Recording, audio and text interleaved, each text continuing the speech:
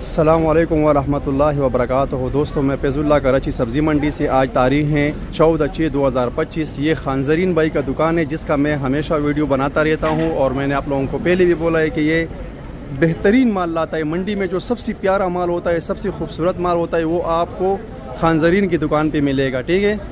और आज इनके पास माशाल्लाह ब्रांडेड क्वालिटी के प्याज आए हैं, बहुत खूबसूरत और बहुत ज़बरदस्त प्याज हैं। ठीक है, ये आप देख सकते हैं माशाल्लाह बहुत प्यारा प्याज है। ये देखिए, बहुत खूबसूरत माल है। ये देखो माशाल्लाह, सुभान अल्लाह। ये देखिए भाईजान, बहुत प्यारा ज़बरदस्त। ये देखिए भाई, ये देखो माशाल्लाह, सब ज़बरदस्त ब्रांडेड की प्याज हैं और एक से एक बढ़कर खूबसूरत प्याज। ठीक है, ये आपको इस दुकान पे मिलेगा, खानजरीन भाई की दुकान पे मिलेगा।